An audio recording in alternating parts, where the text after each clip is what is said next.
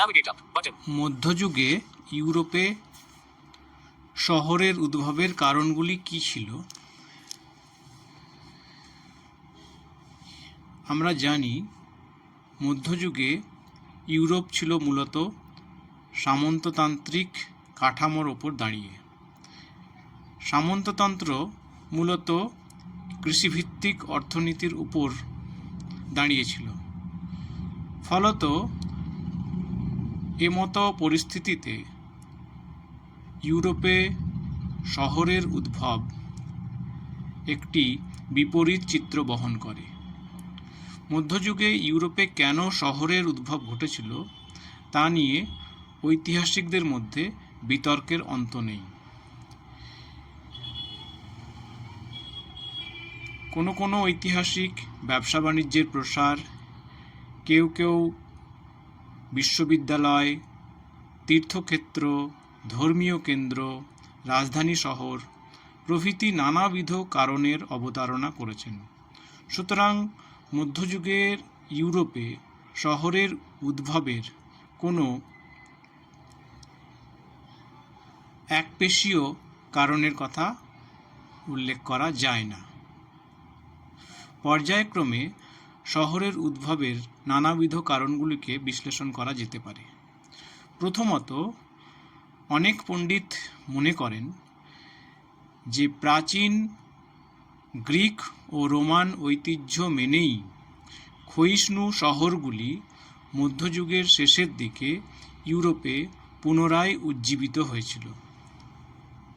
বর্বর, হুন ও জার্মান আক্রমণে যে প্রাচীন শহরগুলি ধ্বংসপ্রাপ্ত হয়েছিল, এই বর্বর জাতিগুলি স্থায়ীভাবে বসবাস শুরু করলে এবং কোনো কোনো ক্ষেত্রে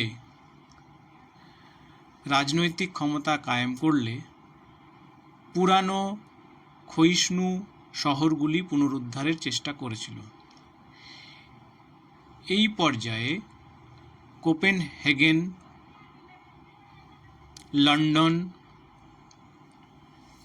প্রভৃতি শহর প্রাচীন রোমান ঐতিহ্য মেনে গড়ে উঠেছিল বলে পণ্ডিতরা মনে করেন।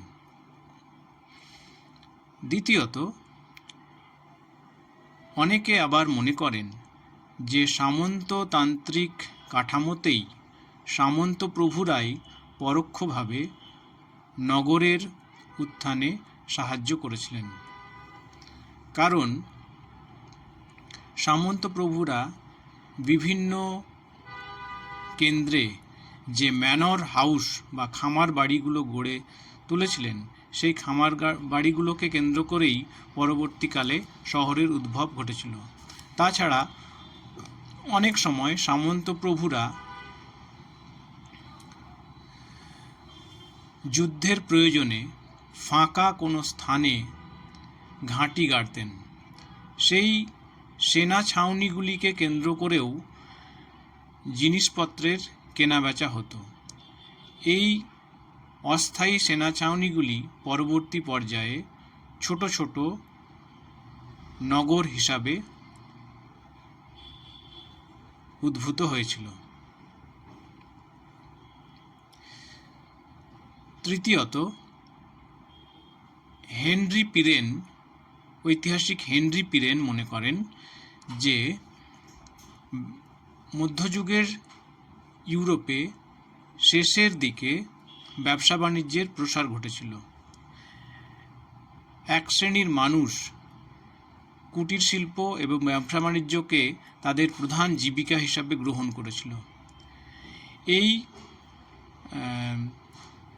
সম্প্রদায়ের উদ্যোগেই বিভিন্ন স্থানে নগরের উদ্ভব ঘটেছিল বলে পিরেন মনে করেন। এ প্রসঙ্গে বলা যায় যে ক্যারাভান ট্রেডার বা যারা ঘুরে ঘুরে জিনিসপত্র কেনাবেচা করতেন, তারা অনেক সময় কোনো একটি সুরক্ষিত স্থানে বেড়া দিয়ে তাদের মধ্যে অর্থনৈতিক লেনদেন এবং জিনিসপত্র আদান প্রদান করতেন। এই কেন্দ্রগুলি ক্রমপর্যায়ে শহর হিসাবে উদ্ভূত হয়েছিল। চতুর্থত, জার্মানিতে লক্ষ্য করা গিয়েছিল যে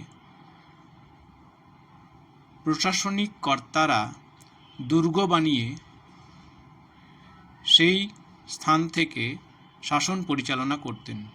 সেই দুর্গের চারপাশে বিভিন্ন ধরনের জিনিসপত্রের কেনাবেচা চলত। এই দুর্গ এবং তার পার্শ্ববর্তী অঞ্চলগুলিকে বুর্গ বলা হতো। এই বুর্গগুলিকে কেন্দ্র করেই অনেক সময় ইউরোপে শহরের উত্থান ঘটেছিল।